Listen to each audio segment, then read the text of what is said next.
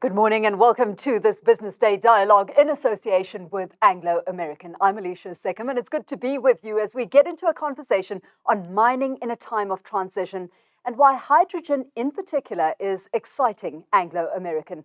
Now, in a world that's rallying toward carbon neutrality, metals and mining companies are having to strategize to provide the feedstocks necessary for a decarbonized world in the cleanest way possible. Anglo American's responding with both ambitious targets for its own decarbonisation agenda while increasingly focusing its portfolio on future enabling metals and minerals to meet consumer needs as well. Having said that, the importance of partnerships through this process cannot be emphasized enough. This so companies can leverage adequately to drive wide-scale operations. It's in this context that hydrogen has a significant and wide-ranging systemic role to play. The prospects for the adoption of hydrogen and fuel cell technologies for clean energy and transport have increased markedly in recent years as the urgency to tackle climate change has increased, as governments recognize its potential, and as technologies continue to improve and become more economic. To explore the power of hydrogen and how Anglo American, along with its partners like ENGIE, are making their mark in building the hydrogen economy in South Africa, we're joined today by a panel of guests: Anglo American Platinum CEO and Deputy Chair of the Energy Council of South Africa, Natascha Viljoen; Jonathan de Basque, who's Managing Director of Thermal Supply and Hydrogen Africa at ENGIE; and then Famida Smith, who's a Market Development Principal at Anglo American Platinum. So welcome to you all, and thanks so much for joining us in studio. And to you watching, remember, you've got access to the live chat section next to the streaming page. So direct any questions you might have for any of our panel members here with us this morning, and I'll do my best to pose your questions directly to them. For now, though, let's kick things off right here in studio. Jonathan, I'm going to start off with you and get perhaps an overarching perspective to start off with, because we talk about this world that's rallying towards carbon neutrality and industries like mining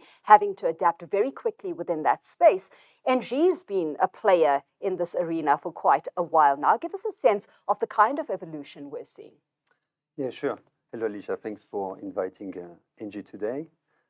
So I think we are living in an interesting time where we are going out of this global warming debate. Is it warming or not? There's a clear consensus that we need to do something if we want to respect this 1.5 degree trajectory. And you can see that the government today are all aiming towards this, not only reducing their carbon footprint, but completely going to net zero. And eventually there are different dates, but they are all aiming into the same direction.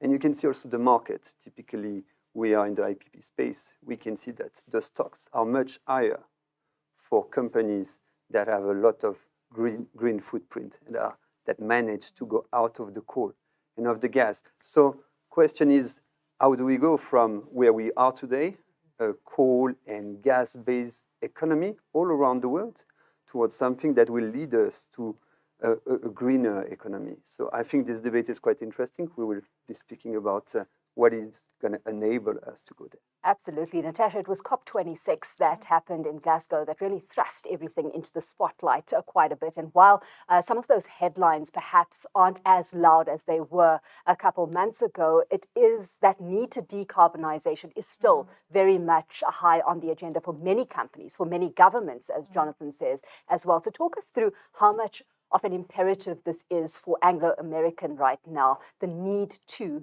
decarbonize. Thank you, Alicia, and good morning to you and your viewers. Very excited to be here today with Jonathan and Famida as well. I think I have to start off with our purpose, to reimagine mining, to improve people's lives, but because at its core, improving people's lives do include how we take the energy conversation forward.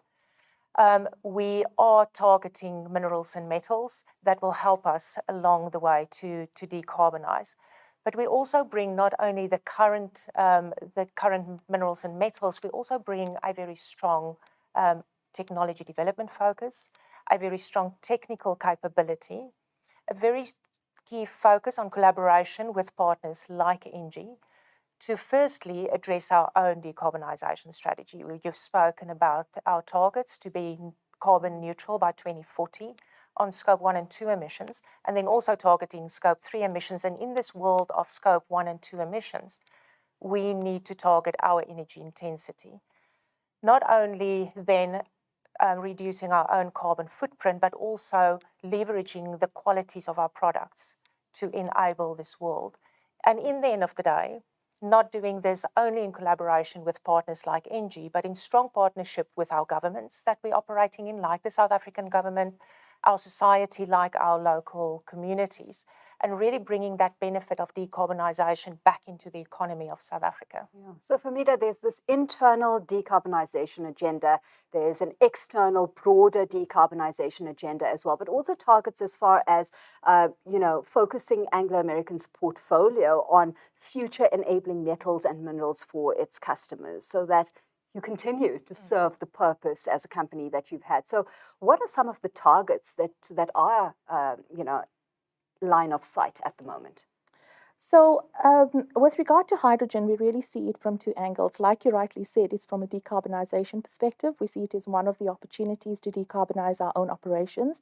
But in addition, we also see it as a perfect opportunity for us to be able to create demand for our metals. And a lot of our market development work revolves around that, because hydrogen really is quite core to this. We find our platinum group metals, particularly platinum, iridium, and to a certain extent palladium, that is found at the core of your hydrogen technologies. And, all the way from production of hydrogen, so within PEM electrolyzers, to transport and storage of hydrogen, so your liquid organic hydrogen carriers, to end users like fuel cells, as well as industrial applications. So we really focus on market development in terms of trying to target all of these various areas, but we also do it from a holistic perspective, right? Really trying to develop that entire hydrogen ecosystem. I want to take a step back for a minute, Jonathan, because with all of that in mind, it's hydrogen in particular that's in the spotlight here. It's being described as the fuel of the future. Why is the focus on hydrogen in particular? Yeah, so it's quite interesting. Just coming back to what I said before, there is a big focus at the moment, and there is not only a focus to reduce carbon, but to get to net zero. So how do you get to net zero? Today we are quite comfortable with renewable. Renewable is now growing in capacity. Everyone is developing that. I mean, Anglo is doing it. We are doing it a lot. And we have big target to grow until 80 gigawatts in 2030. But I think that, can renewable enable us to go to net zero? Not really, because can you decide when there is sun or when there is wind? It's not really reliable. It's not really predictable. So how can you get the supply that is not predictable to match the demand? So it doesn't work, and we are a missing link here. And that's where actually hydrogen is coming into the game. That's where with these renewables, you will be able to generate hydrogen that you can store, that you can transport, and that eventually you can use whenever, let's say that wind and solar cannot feed your need. And that's also what we discussed just before as well, is that the carbon intensive cannot survive with only electricity. Typically, refinery, steel industry, heavy duty trucks, they do need a fuel, and hydrogen can help us to get over from reducing the carbon to the net zero. Yeah. So Natasha, give us some real case examples here. I mean, how is hydrogen helping you on your journey to decarbonize within your operations and achieving that low carbon future? So Alicia, as a mining industry that make use of big haul trucks to do our open pit mining. Now, just for your listeners, our haul trucks are really huge. We have haul trucks that can carry up to 300 tons of ore, and the truck itself is just over 220 tons. So you're talking about 500 tons of metal and ore that you need to move. And the energy intensity to do that, we're currently using diesel with huge engines to do that. 80% of our diesel is consumed in these big heavy-duty trucks.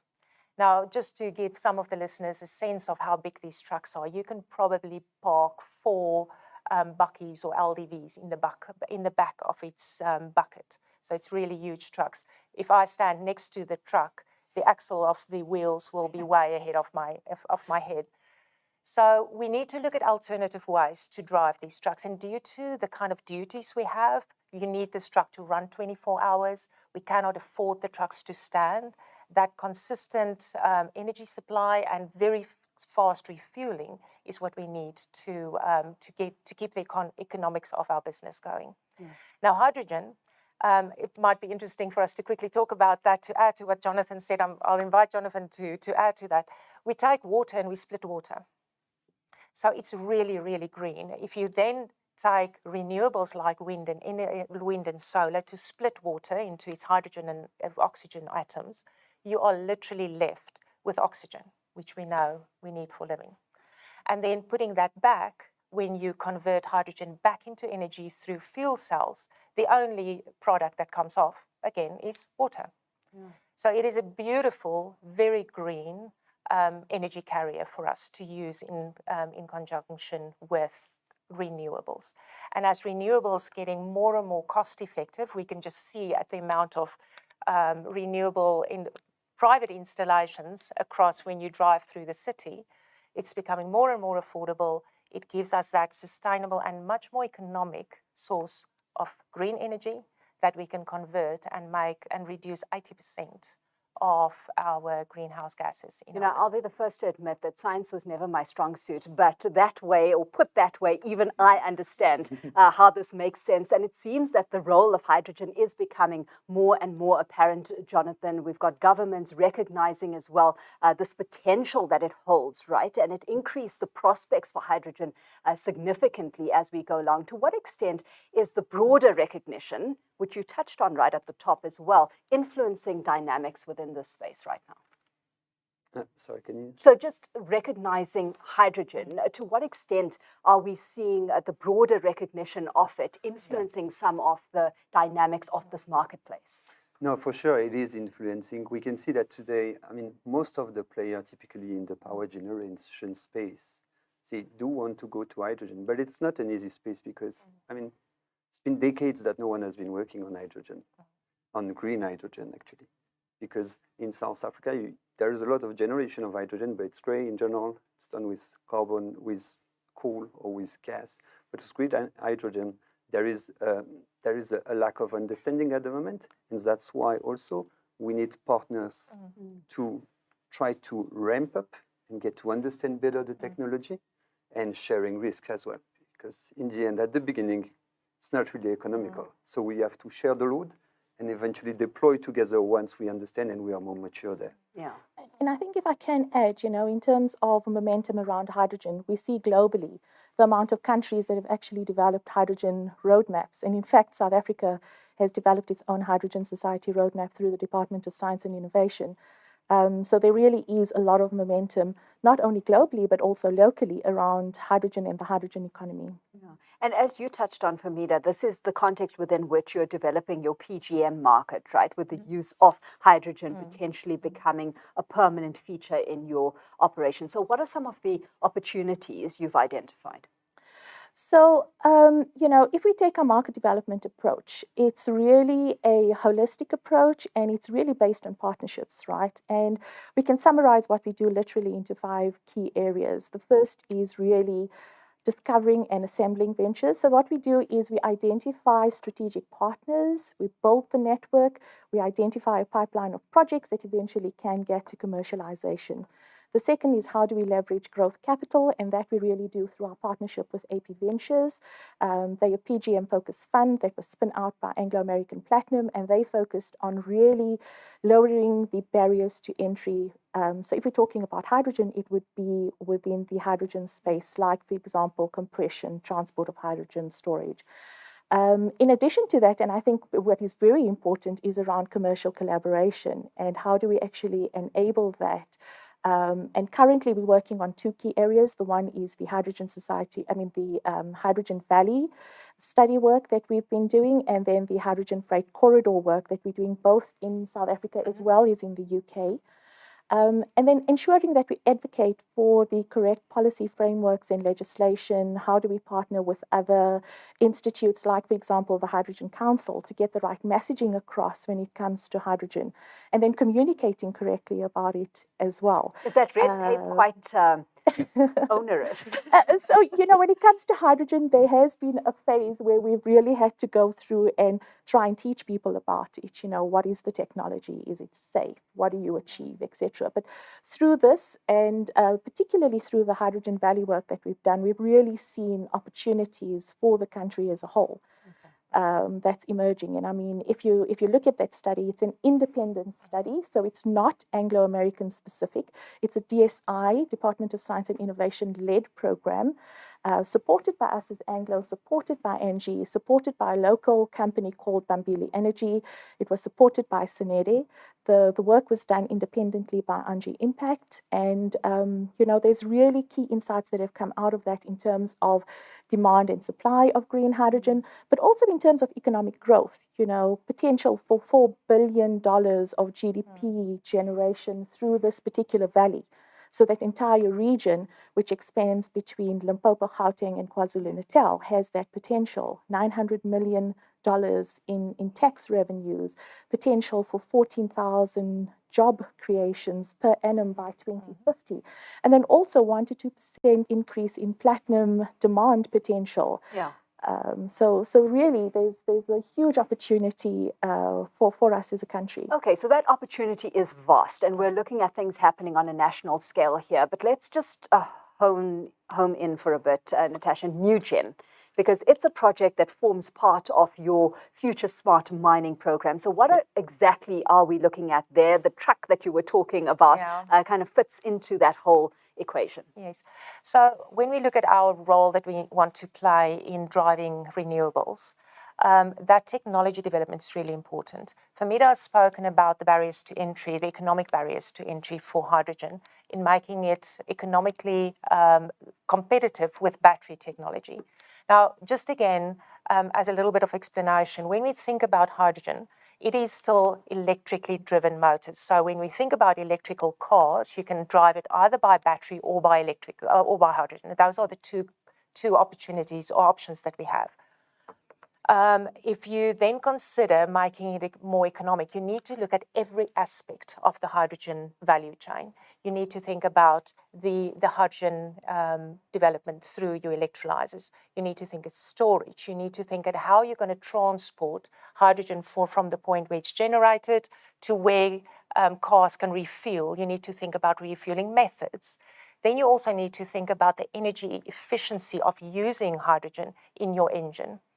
So it's every aspect of that value chain that we're working on, because we need to consider the entire value chain to make it economically viable in the end of the day.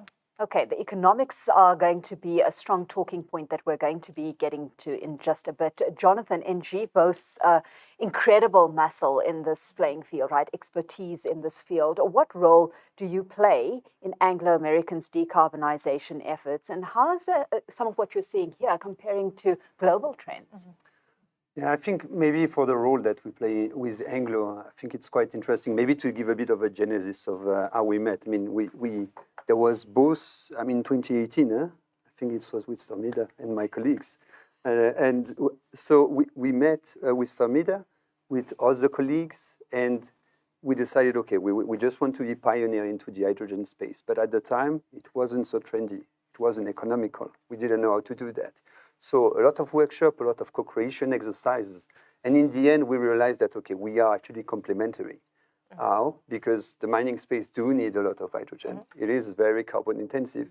At the same time, NG, we don't know how to manage trucks. It's not our business, clearly. And Anglo is quite proficient in that space.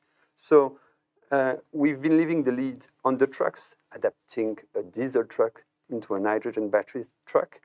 And at the same time, NG has been taking the lead on the hydrogen generation. NG is leader in energy space, in the gas space. We are very comfortable with that. We know how to make it efficiently. So that's how we've been helping Anglo. Anglo has been taking the lead on what they are good with the truck, and we've been feeding them with the hydrogen that we are comfortable with now. Yeah. So Jonathan, if I can just add, it's actually been with my colleague Julian and his team that you guys have had the conversations around the truck. Where I've really come in is really looking at decarbonization beyond our mine gates and how do we enable that, but also how does that impact back on us? So, for example, the logistics fleets that transport material to and from our sites, how do we develop that to be low carbon intensive? So that's really been my involvement and working with the Angie team on that, looking at that, the freight corridor in particular. So teamwork happening at various levels. In that context, I've got to ask, is it very much a collaborative story that we're looking at here, or are there challenges where very firm lines have to be drawn on who does what? No, I think it's an incredibly collaborative environment. I think the team is great. We all work well together and really trying to identify what is best, not only for us as Anglo, but, for the regions in which we operate. It sounds all good, Natasha. What would you say is the biggest challenge when it comes to delivering feedstock that's necessary for a decarbonized world as a miner in the cleanest way possible? I think it's a very good question because at the one hand, mining is often the villain in the conversation. We impact the environment, we impact negatively on lives. That's certainly the perception. I need to be clear that the perception out there around mining is that we have a very negative impact on society at large. The reality for us to go to carbon neutral, we need the minerals that we mine as a mining industry.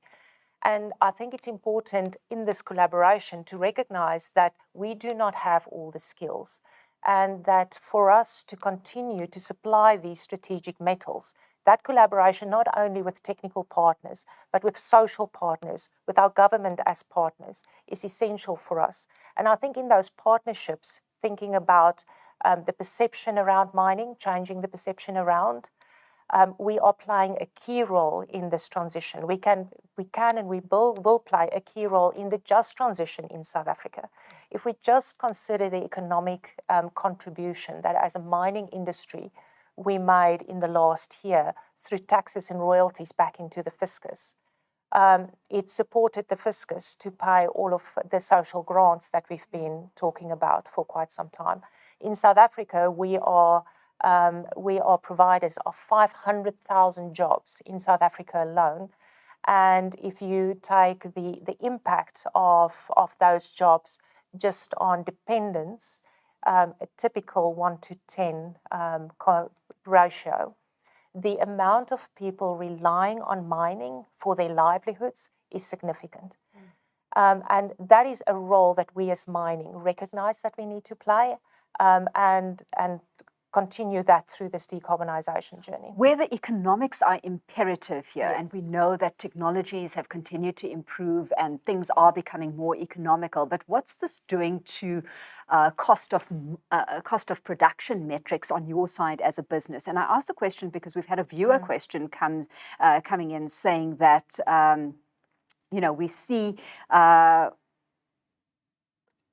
we see the two biggest concerns when it comes to this, the cost of changing your business model to focus on hydrogen and the jobs it will create. So what are the costs involved and how does this start to then influence broader parameters like job creation? Okay. So if I look internally, I'll just look internally because we've heard this morning that it's a much wider context. If I look internally and we just look at the cost of renewables come in at less than 50%. Of what we're currently paying for energy. And as energy, depending on which portion of the business you're in, energy makes up between 20 to 25% of the cost into our business, you can start to see that it does have a significant impact. I think the other benefit for us is reliable energy supply. As a business, both from a safety point of view and from a cost and efficiency point of view, we see significant impact. Or to turn it around, significant potential with that green energy supply. I do want to talk about broader value as well, if I may, Alicia, because it's more than just cost. Society, our shareholders and stakeholders requires of us to be more sustainable, to be more responsible around our governance and our environmental impact. So we're going to get to a point that we will just not be able to do business if we're not socially and environmentally conscious. And that is a big portion of the value generation through the renewables. I think this is actually a fair point, because the question is fair and it's very interesting. But the reality is that if the mining company aren't changing their business model, in the end, there won't be any employment. The mine will close. That's right. And so it's not how much is it going to impact the P&L if we do it.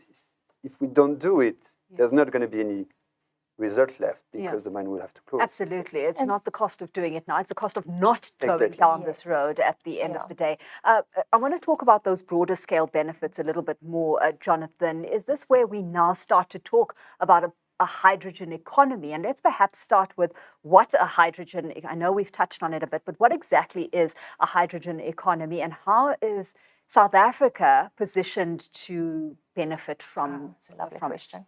Yeah, so maybe just to come back to Anglo, because I think we're here for Anglo today. So I think it's interesting to speak about the mining industry. Mining industry is really at the center of the energy transition. Let's be clear, we're speaking about photovoltaic panel, we're speaking about wind farms. I mean, all that is full of minerals. And if you want to generate green power, you need a lot of minerals. But if actually you're generating this green power with carbon-intensive minerals, then eventually it doesn't make any sense. So that's why it's the bottom, it's the roots of the green transition. And so I think it's good to remind to the auditors. And after that, going back to South Africa and the impact on the economy of South Africa, I think South Africa is in a great space for the hydrogen economy. So there are, I mean, I've been identifying, let's say, 4 main reasons why, and just trying to go through them just to explain why South Africa should be excited about this hydrogen economy. So firstly, the what we call the load factor, so the wind and the sun that is in South Africa is part of the 5 best in the world. So it's equivalent to Chile, Saudi, or Australia. So considering that 50% of the cost of hydrogen is coming from the energy that is producing it, and eventually South Africa is quite in a good space. So that's number one. Number 2 is the land. I mean, you don't have so much land available in Europe or Japan to produce hydrogen. While you need thousands of square to do that. You need a lot of space for those PV panels, for those wind farms. And South Africa has a lot of space. If you take only 1% of South African land, then you can generate 10 million tons per year. So that's quite also a competitive advantage compared to our peers. I mean, number 3 is South Africa knowledge. I would say that it's clear that, as I said before, South Africa knows about hydrogen. It's just that it doesn't generate it with green energy yet. But we do have the assets.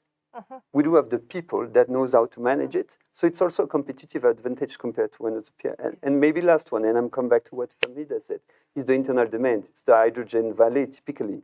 There is an internal demand in this country. So eventually, if you manage to get the production of hydrogen in the country, you will have a demand right there next door.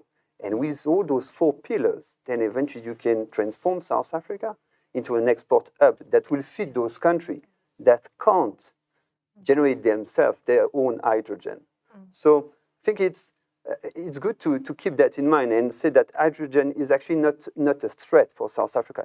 It's a big opportunity.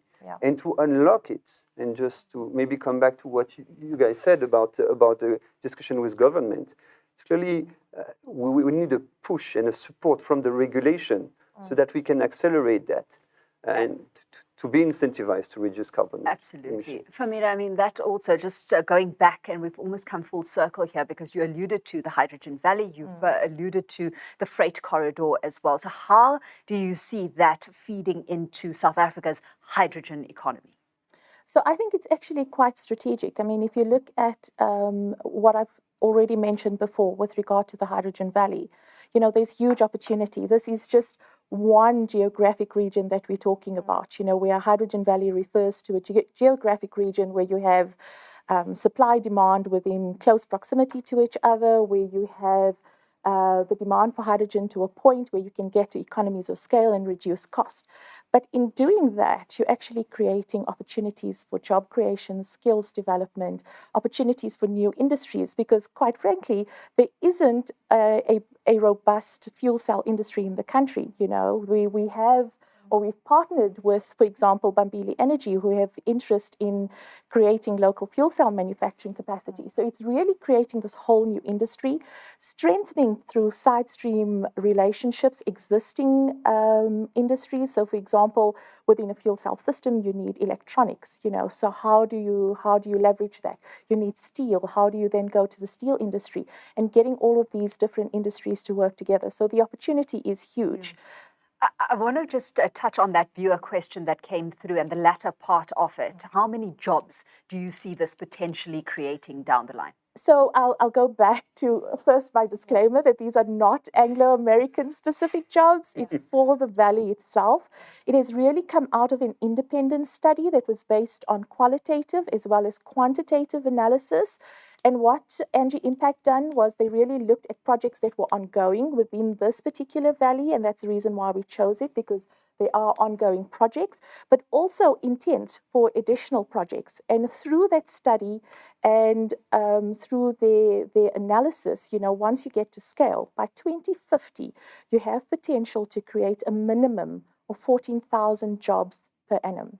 Okay, so that's quite staggering. Yeah. Let's get into government conversations that you're having then, Natasha.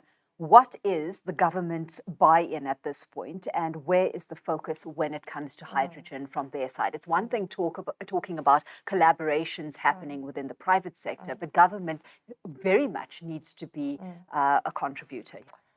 And I think they are. So we have had several conversations with government where the conversation is around how does building their knowledge and skill in this space through the DTI and the DSI, collaborative working with us in developing like the study on the Hydrogen Valley. So very much aware of what their role needs to be. I think from a policy point of view, just the self-generation allowance that has been, that was a significant step forward for us. First from a 10 megawatt to an allowance of 100 megawatt allowance for self-generation, the IPPs that's coming through, the fact that wheeling will be allowed. So this is all government stepping forward, saying, well, we do understand the value and we are going to support it. There is, of course, I don't think we can talk about the one without talking about the other of the just transition. So that is clearly something that's top in mind for government and should be, because we're looking at societal impact. And I think that's where the very exciting portion of this potential in green come in for us. It is exactly as Jonathan said. We are one of the only five countries in the world that can export renewables, that we have enough to generate for ourselves and export. So that benefit in terms of driving the just transition is an important part of our consideration. We cannot do the one without the other. The economic stimulation that you will get just from stable and secure energy supply, if we consider how much opportunities we've lost over a number of years due to energy security, due to the cost of energy, and bringing that back into the country. I certainly think we're absolutely underestimating the value that renewables can have for us as a country. Yeah. That being said, another viewer question. We see the South African government now exploring a way to unfairly tax homeowners using solar as a sustainable and more affordable source of electricity. What's the tax implication for Anglo if Anglo goes green? I think the counter to that is carbon tax. So for a company like us, the tax considerations are certainly underway. We do not have any certainty about that. The counter, as I said, is you're either going to pay carbon tax. We're going to see the impact of energy and energy supply, and ultimately a very negative spin on the economy. I think it is important to recognize, though, and that is why when we talk about like the formation of the Energy Council, if we compare that to the Minerals Council that we have, and what it brings is a consolidated voice of the energy sector, as does the mining or the mineral sector.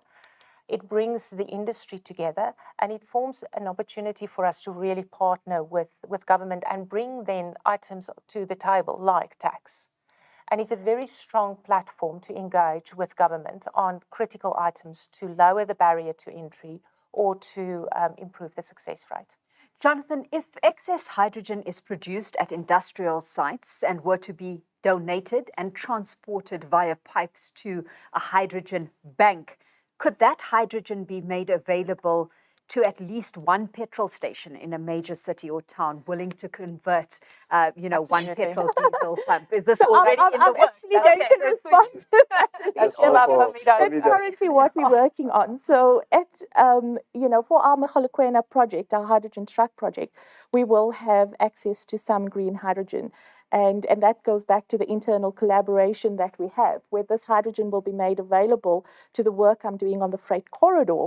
And that then will be made available to hydrogen refueling stations that we have identified in the development of the freight corridor between Johannesburg and Durban. Yeah. So that will definitely be available. We're working towards. As I read the question, collective uprising. No, this was That's quickly so for exciting. Farmida. Yeah, exactly. It's exciting because this is maybe one of the reasons why this project that we are working on the Hydrogen Valley has been starting. Because we have extra hydrogen, because the truck doesn't need all the hydrogen we're going to produce. So eventually, then, okay, let's make good use of it. And that's so it really unlocks opportunity, because when you talk about hydrogen, they always say there's the chicken and egg situation. What do you do first? Produce the hydrogen, get the vehicles on the road, sort out the refueling infrastructure. So this is already sorting out part of that whole equation, which is the hydrogen production. So there'll be the green hydrogen that will already be available, and it will really be used as a key mechanism to unlock further development beyond our mine sites. This requires a very specific skill set and expertise, right? Jonathan, a question that's come through: with the implementation of using hydrogen as a renewable resource in the near future, will this allow for more job opportunities, especially among students in the field of mining and environmental studies? So in environmental study, for sure, because as I said, South Africa is scaling up at the moment in renewables, but this is very slow, and eventually it could accelerate a lot if the procurement program were unlocked as well, but also with hydrogen, because hydrogen will require so much renewable that we will need to employ a lot of people to support us to build those new wind farms, to build those new PV plants. So that's for sure going to help in terms of employment. Yeah. So from a skills development perspective, South Africa has already had the HYSA program, which is the Hydrogen South Africa program that's been in existence. I think this is the 15th year that it's in existence. So there's already a lot of development when it's coming to skills. So really developing those master's, PhD students to be able to understand and develop the technology and help with all of that. But recently, through the Department of Science and Innovation, Bambili Energy, and the University of Pretoria, there has been an almost more technician, mechanician level training that's been happening specifically around fuel cells, so that when systems are deployed, you actually have people who can go around and take care of them, and maintain them, and to be able to understand the supply chain around hydrogen systems, etc. So there's already ongoing activities, and I think we will continue with our efforts to be able to do more around that. But I think there will be opportunities from a skills development and definitely from a jobs perspective as this grows. Natasha, we're very excited about what's to come and all that's in the pipeline. But what about what's already been at play? It was stated in October last year, Anglo American's intention to develop water batteries in deep underground mines. Does this continue to be a focus for Anglo American? I mean, how do you put projects or start putting projects together? So as Anglo American, we always, as a global company and with assets that spans tens of decades, that spans decades, it's important for us to continuously look forward in the long term. So we generally have a 10 to 20 year horizon of how we develop our assets and how we play our continuous role in society. So none of our capital development work, or let me reframe it, all of our capital development work at the moment is looked at not only through an economic lens, but through an energy, social and sustainability and governance lens as well.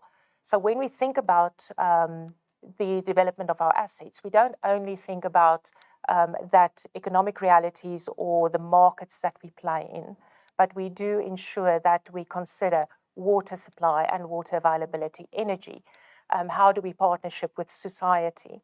And that is ongoing and actually supported by projects like this. And I think it's in this long-term journey that we have developed the purpose of reimagining mining to improve people's lives.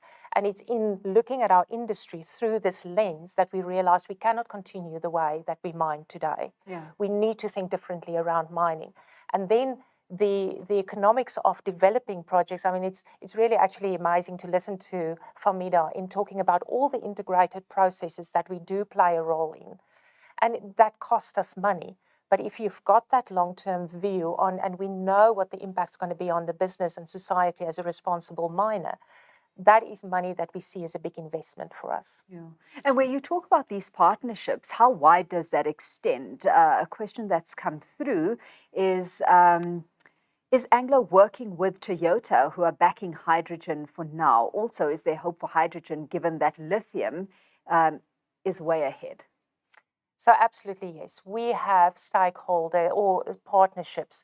We've spoken about government. We've spoken about the NGs of the world, the Bamiles of the world. But our from a PGM point of view, with OEMs like Toyota and BMW and Mercedes playing a very important role as customers for us at the moment, because our PGMs already play a significant role in internal combustion engines, in making sure that we limit the impact of carbon.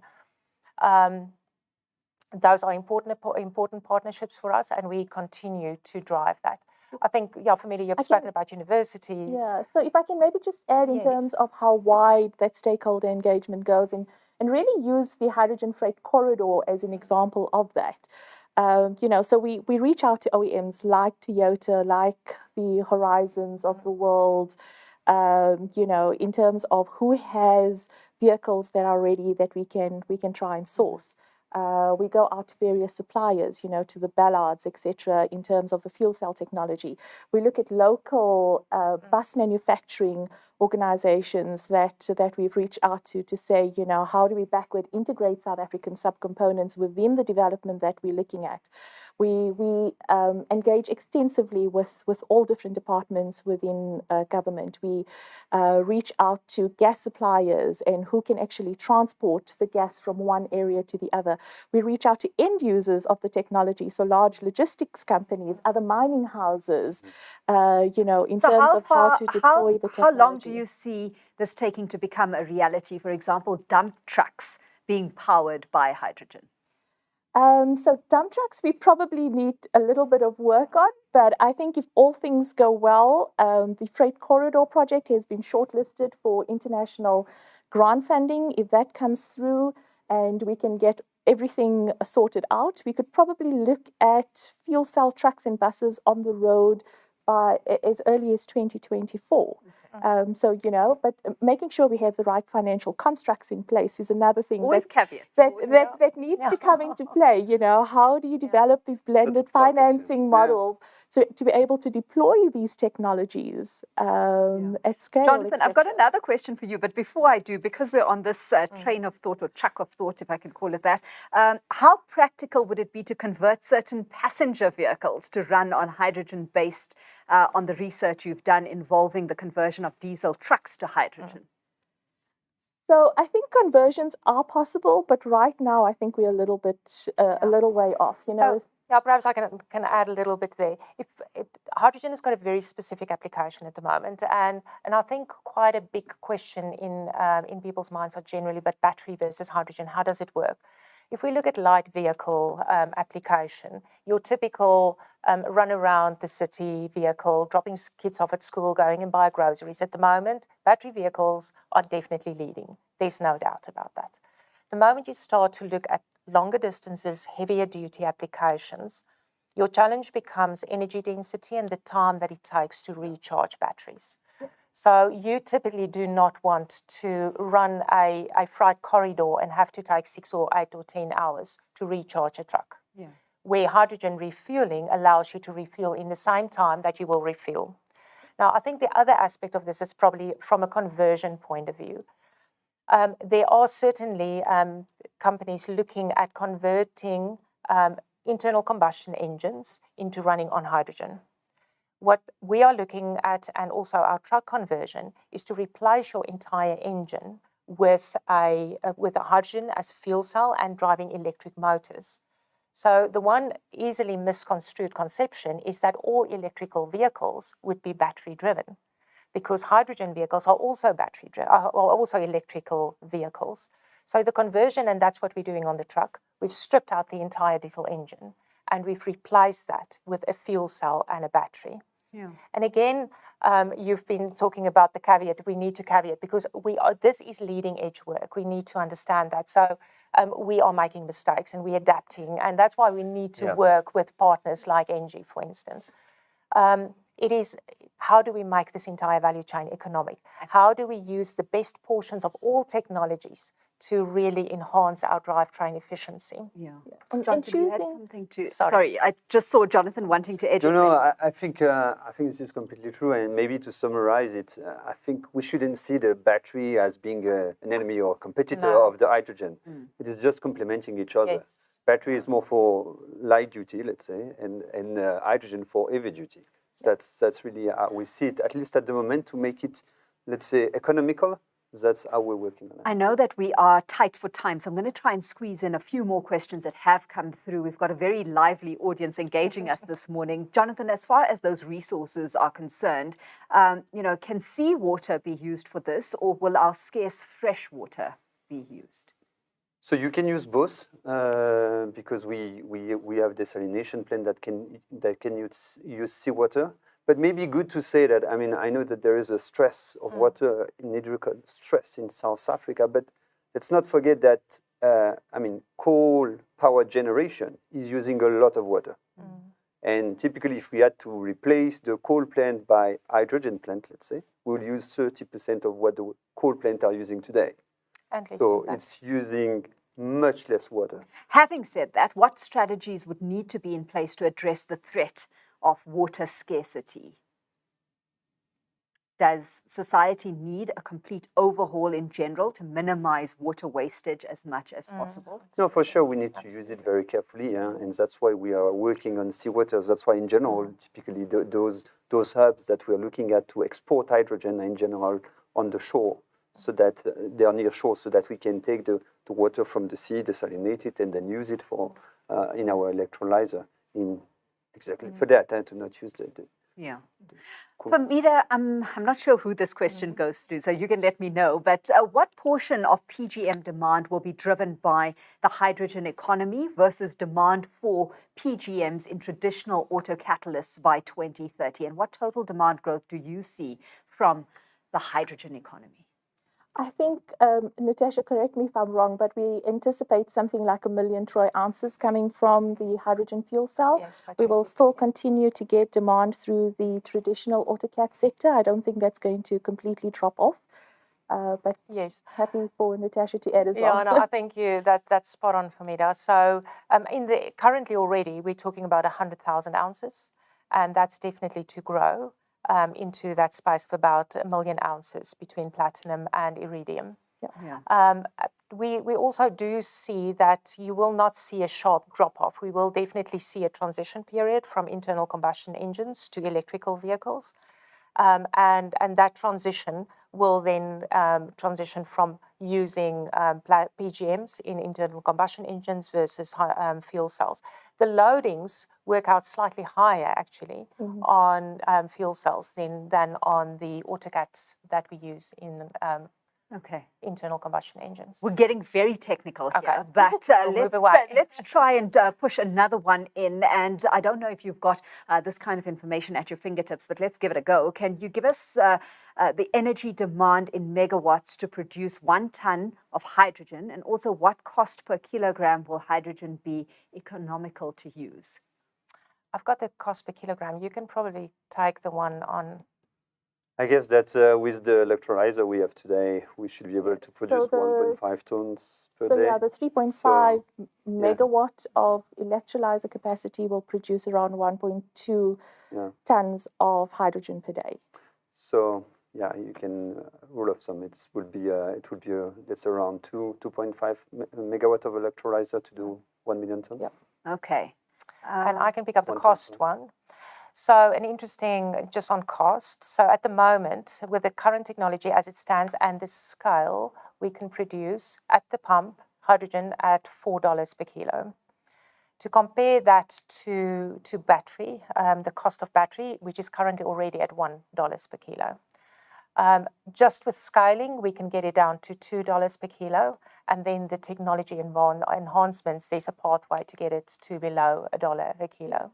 That's just purely from an economics point of view. And then there's obviously the other additional factors like distance and delivery and compression. Yes, that we need to consider. Going back to the corridor, for example, if we had to look at a price point of around $6 per kilogram delivered cost of hydrogen, right now, the technology is not competitive with its diesel equivalent, and we need structured interventions to be able to bring down that price point and get it to parity with diesel. By 2030, we expect the cost to be closer to what Natasha is saying, around the $1.50. At that point, the technology actually is at parity with your diesel systems. Okay. And that is close to battery and very close to battery. And I'm talking about heavy duty, so that's trucks and buses. And that's, within a reasonably fast period of time, from now to 2030. While we're talking about the freight corridor, how will the hydrogen rollout link to the road, rail, and other limiting or failing infrastructure, including water in South Africa? And what's your rollout or plan for supporting the same? So like I said, through the corridor, we have a 3-phased approach. So the first phase is really looking at a few trucks and a number of buses. The second, it's probably around 3 trucks and 10, 15 buses. The second phase is more around 50 trucks, 50 buses.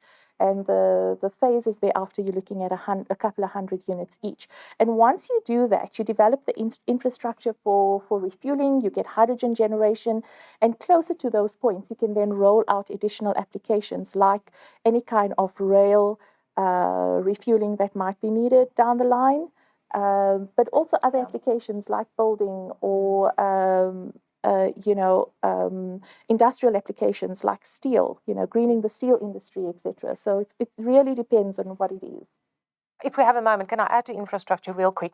We have a moment, but we know that you've got a meeting to go to. Okay. So I'll quickly, to add to the broader infrastructure question, because to add to, and just show the broader collaboration and work that we are doing.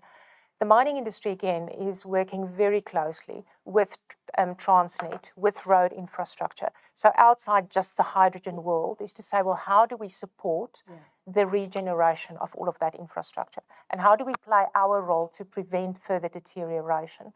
And that is a wide-scale project that lies outside this world that will enable quite a bit of this world. But I think I can't not use the opportunity to just, again, emphasize the broader impact that mining does have.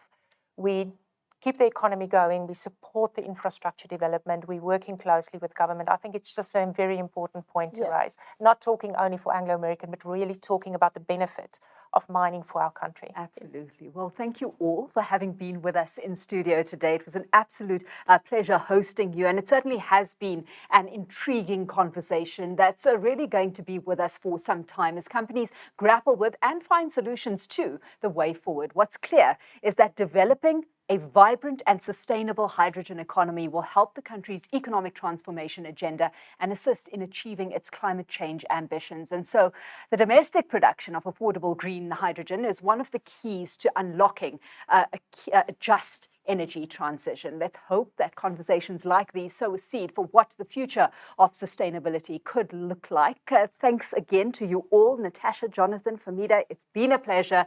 And thank you for joining us on this Business Day Dialogues Live. With that, let's leave it there. From me, Alicia Seckham, it's goodbye.